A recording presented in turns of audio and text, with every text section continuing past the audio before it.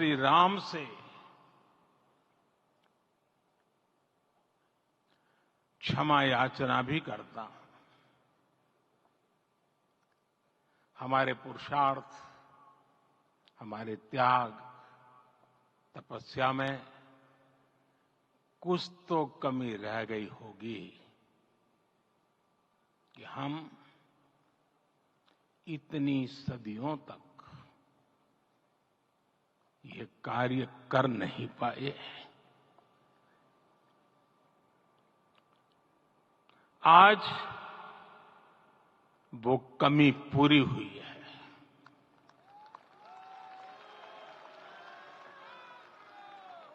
मुझे विश्वास है प्रभु राम आज हमें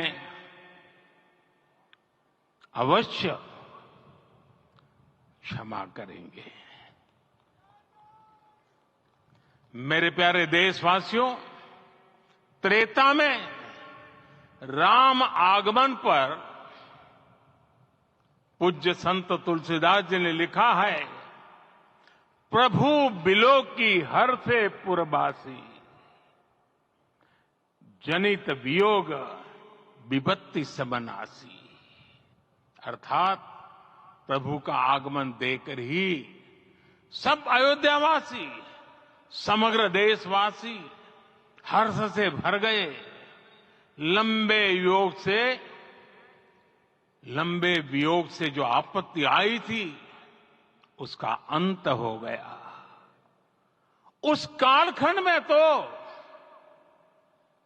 वो वियोग केवल 14 वर्षों का था।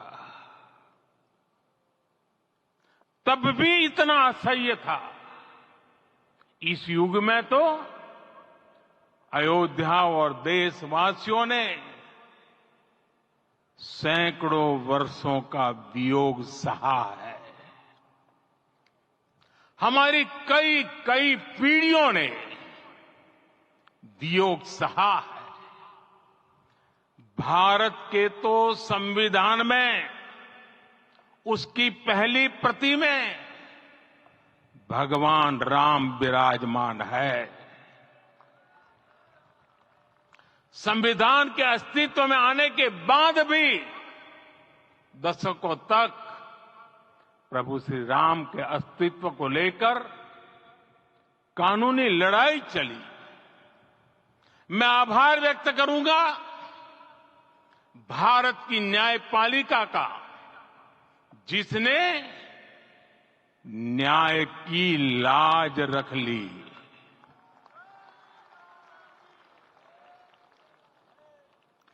न्याय के पर्याय प्रभु राम का मंदिर भी न्यायबद्ध तरीके से ही बना। साथियों, आज गांव-गांव में एक साथ कीर्तन संकीर्तन हो रहे हैं। आज मंदिरों में उत्सव हो रहे हैं।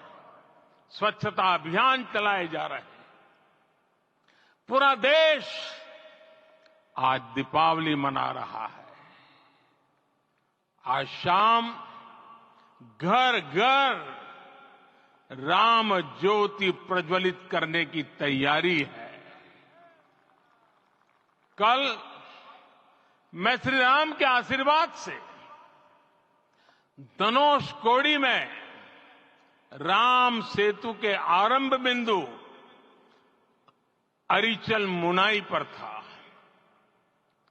जिस घड़ी प्रभु राम समुद्र पार करने निकले थे, वो एक पल था जिसने काल चक्र को बदला था।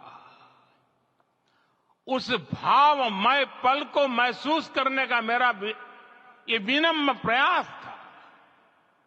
वहां पर मैंने पुष्प वंदना की।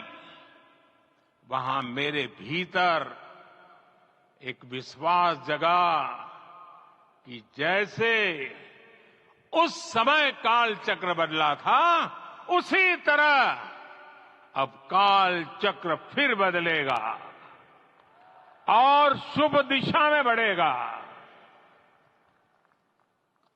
अपने 11 दिन के व्रत अनुष्ठान के दौरान मैंने उन स्थानों का चरण स्पर्श करने का प्रयास किया जहां प्रभु राम के चरण पड़े थे, चाहे वो नासिक का पंचवटी धाम हो, केरला का पवित्र त्रिपायर मंदिर हो, आंध्र प्रदेश में लेपाक्षी हो, श्रीरंगम में रंगनाथ स्वामी मंदिर हो, रामेश्वरम में श्री रामनाथ स्वामी मंदिर हो, या फिर धनुषकोडी।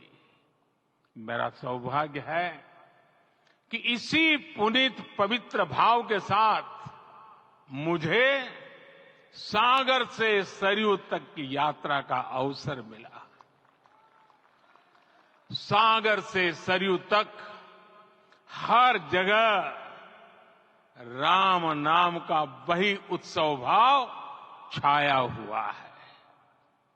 प्रभु राम तो भारत की आत्मा के कण कण से जुड़े हुए हैं। राम भारतवासियों के अंतर मन में विराजे हुए हैं। हम भारत में कहीं भी किसी की अंतरात्मा को छुएंगे तो इस एकत्व की अनुभूति होगी और यही भाव सब जगह मिलेगा। इससे उत्कृष्ट, इससे अधिक देश को समायोजित करने वाला सूत्र और क्या हो सकता है। मेरे प्यारे देशवासियों, मुझे देश के कोने कोने में अलग अलग भाषाओं में रामायण सुनने का अवसर मिला है, लेकिन विशेषकर पिछले 11 दिनों में रामायण अलग अलग भाषा में अलग राज्यों से मुझे विशेष रूप से सुनने का मौका मिला। राम को परिभाषित करते हुए ऋषियों ने कहा है, रमन्ते यस्मिन् इति रामः, अर्थात जिसमें रम जाए वही राम है। राम लोक की स्मृतियों में, पर्वत से लेकर परंपराओं में सर्वत्र समाये हुए हैं। हर युग में लोगों ने राम को जिया है। हर युग में लोगों ने अपने अपने शब्दों में अपनी अपनी तरह से राम को अभिव्यक्त किया है और ये राम रस जीवन प्रवाह की तरह निरंतर बहता रहता है। प्राचीन काल से भारत के हर कोने के लोग राम रस का आचमन करते रहे हैं।